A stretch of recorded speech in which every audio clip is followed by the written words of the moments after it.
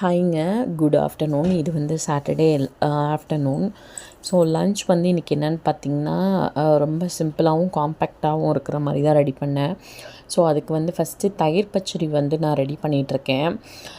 தயிர் பச்சடி வந்து ஹோட்டல் ஸ்டைலில் இருக்கணுன்னா அதுக்கு வந்து ஒரு டிப்பு, நல்லா ஆனியன்ஸை வந்து குட்டி குட்டி சாப்பாக நல்லா கட் பண்ணிக்கோங்க. குட்டி குட்டியாக கட் பண்ணிவிட்டு நல்லா ஹேண்ட் வாஷ் பண்ணிவிட்டு நல்லா கையில் நல்லா இந்த மாதிரி மிக்ஸ் பண்ணிக்கோங்க. நல்லா மிக்ஸ் பண்ணிக்கோங்க. அந்த வெங்காயத்துலேருந்து ஒரு மாதிரி வாட்டர் வந்து ரெடியூஸ் ஆகும்.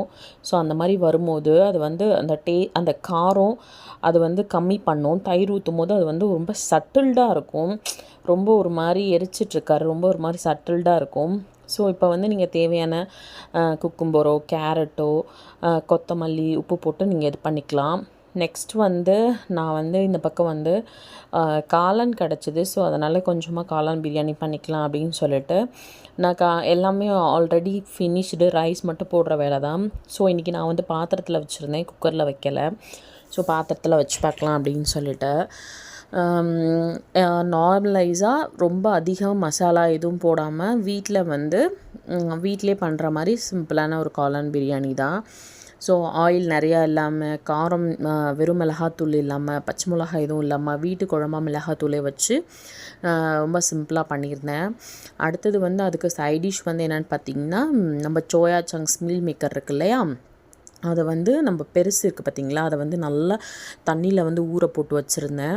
அது நல்லா பப்ளிஷ் ஆகும் பார்த்திங்களா, அந்த பப்ளிஷ் ஆனோடனே அந்த தண்ணியெல்லாம் நல்லா ட்ரை நோட்டு விட்டு எடுத்துருங்க. இது வந்து ஒரு சிம்பிளான ஃப்ரை தான். நல்லா வந்து புழிஞ்சு எடுத்துக்கோங்க. சின்னதும் நல்லாயிருக்கும். ஸோ சின்னது வந்து ரொம்ப செய்கிறதுக்கு கொஞ்சம் வேலை அதிகமாக இருக்கும். அதனால தான் நான் இந்த டைம் பெருசு எடுத்திருக்கேன். அதுக்கப்புறம் வந்து சாப்பிங் போர்டில் வந்து அதை வந்து குட்டி குட்டியாக கட் பண்ணிக்கோங்க. ஸோ கையில் பீல் பண்ணாவே வரும். உங்கள் விருப்பம், கத்தியில் அந்த மாதிரி கூட கட் பண்ணிக்கலாம். இந்த மாதிரி குட்டி குட்டியாக கட் பண்ணும்போது உள்ள மசாலா உப்பு எல்லாம் நல்லா இறங்கும். ஸோ அப்படியே போடும்போது கொஞ்சம் உள்ளே வந்து எதுவும் இறங்காத மாதிரி ஒரு ஃபீல் ஆகும். அதுக்காக தான் நான் வந்து இப்போ வந்து குட்டி குட்டியாக கட் பண்ணிக்கிறேன். ஸோ இந்த மாதிரி எல்லாத்தையுமே குட்டி குட்டியாக கட் பண்ணிவிட்டு ரொம்ப சிம்பிளான தாளிப்பு கொடுத்து நம்ம ட்ரை ரோஸ்ட் பண்ணி சைட் டிஷ்ஷாக வந்து எடுத்துக்க போகிறோம். இந்த பக்கம் வந்து பார்த்திங்கன்னா காளான் பிரியாணிக்கு வந்து நல்லா தண்ணி வந்து ட்ரை அவுட் ஆகிடுச்சு. அதனால் இப்போ வந்து நான் தம் போட போகிறேன். ஸோ எல்லாமே நல்லா க்ளோஸ்ட் பண்ணிவிட்டு பிளேட்டை வச்சுட்டு, நமக்கு வந்து வெயிட் ஹெவியான தோசைக்கல்லோ இல்லைனா வந்து அதுக்கப்புறம் நம்ம இஞ்சி பூண்டு பேஸ்ட் எடுப்போம் பார்த்திங்களா, அந்த மாதிரி இந்த உரல் இருக்குது பார்த்திங்களா, சின்ன குட்டி உரல் வச்சுருப்போம் இல்லைங்களா, அதை வச்சு தம் போட்டுடலாம். ஒரு 10 to 15 நிமிஷம். ஆல்ரெடி 80% வந்து சாதம் வந்து குக் ஆகிடுச்சு. இன்னும் ஒரு 20% தான் வந்து குக் ஆகணும். ஸோ ஒரு 15 to 20 மினிட்ஸ்குள்ளே இருந்தால் போதும். நல்லா வந்து குக் ஆகிடும். நம்ம எடுத்துகிட்டு சைட்லலாம் நெய்யை விட்டுட்டு திருப்பி க்ளோஸ் பண்ணி வச்சா ரொம்ப வாசனையாக இருக்கும். அதுக்கப்புறம் இந்த பக்கம் சைட் பை சைட் வந்து ஒரு கடாயை வச்சுட்டு இதுக்கு வந்து நான் ஒரு 3 டேபிள் ஸ்பூன் வந்து ஆயில் சேர்த்துக்கிறேன். ஆயில் சேர்த்துட்டு கடுகு போட்டுக்கிறேன். கடுகு, மஞ்சள்தூள், வீட்டு குழம்பு மிளகாத்தூள். ரொம்ப சிம்பிளான மசாலாஸ் தான். ரொம்ப வந்து அதிகமான மசாலாஸும் இல்லை. மஞ்சள்தூள் நீங்கள் தேவைப்பட்டால் மல்லித்தூள், உங்களுக்கு கொஞ்சம் ஸ்பைஸியாக கொஞ்சம் டேஸ்டியாக வேணும்னா சிக்கன் மசாலா இல்லைனா வந்து கரம் மசாலா, கறி மசாலா அந்த மாதிரி ஆட் பண்ணிக்கலாம். நான் அதுக்கப்புறம் வந்து கருவேப்பிலை போட்டுட்டு அதுக்கப்புறம் சிம்மில் வச்சுட்டு உங்களுக்கு காரத்துக்கு தகுந்த மாதிரி வந்து மிளகாத்தூள் போட்டுக்கோங்க. நான் வந்து 1.5 டேபிள் ஸ்பூன் வந்து மிளகாத்தூள் போட்டிருக்கேன். ஸோ என்னோடய காரத்துக்கு தகுந்த மாதிரி போட்டிருக்கேன். அதுக்கப்புறம் வந்து மஞ்சத்தூள் போட்டு உப்பு போட்டுட்டு அதை வந்து கருக விட்டுறக்கூடாது. சிம்லே வந்து நல்லா வந்து நம்ம ரோஸ்ட் பண்ணிவிட்டு அதுக்கப்புறம் நம்ம என்ன பண்ணணுன்னா, நம்ம இங்கே நல்லா புழிஞ்சிட்டு கட் பண்ணி வச்சுருக்கோம் இல்லைங்களா மீல் மேக்கரை, அதை எடுத்து ரோஸ்ட் பண்ணுறது தான். ஸோ ரொம்ப சிம்பிள். இது குழந்தைங்களுக்கோ பெரியவங்களுக்கு எல்லாத்துக்குமே ரொம்ப பிடிக்கும். கண்டிப்பாக ட்ரை பண்ணி பாருங்கள் இந்த மாதிரி. ஸோ நிறையா பேரும் ட்ரையும் பண்ணியிருப்பீங்க. நிறைய தக்காளி வெங்காயம் அது கூட வந்து ஃபுல் அண்ட் ஃபுல் வந்து ஈக்குவல் கொடுக்காது. அதுக்காக இந்த மாதிரி ட்ரை ரோஸ்ட் பண்ண சாப்பிட்டா நல்லாயிருக்கும்.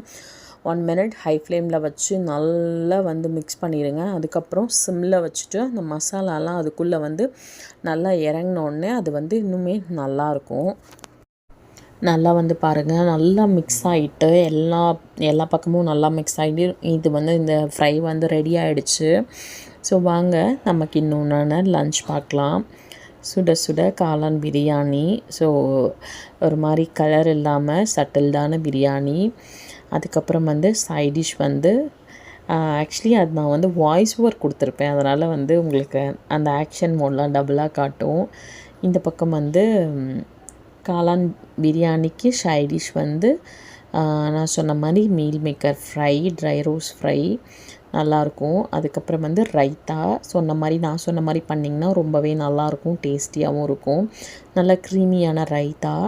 அதுக்கப்புறம் மார்னிங் பண்ண தோசைக்கு பண்ண தக்காளி சட்னி கொஞ்சம் இருந்துச்சு. ஸோ பிரியாணிக்கு இவங்க ஏதாவது ஒரு சைட் டிஷ் கேட்பாங்க, குழம்பு, கிரேவி ஆர் ஏதாவது.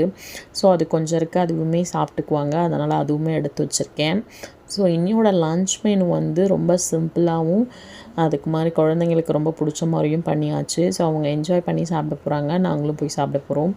ஸோ நீங்கள் என்னென்ன பண்ணியிருக்கீங்க அப்படின்னு சொல்லிட்டு கமெண்ட்ஸில் சொல்லுங்கள். இந்த வீடியோ உங்களுக்கு பிடிச்சிருக்குன்னு நினைக்கிறேன். பிடிச்சா லைக் பண்ணுங்கள், ஷேர் பண்ணுங்கள், கமெண்ட் பண்ணுங்கள். அண்ட் மறக்காமல் கவிஞர் ஹவுஸ் லைஃப் ஸ்டைல் சேனலுக்கு சப்ஸ்கிரைப் பண்ணுங்கள். இதே மாதிரி உங்களை இன்னொரு வீடியோவில் நான் பார்க்குறேன். Till this then, bye bye.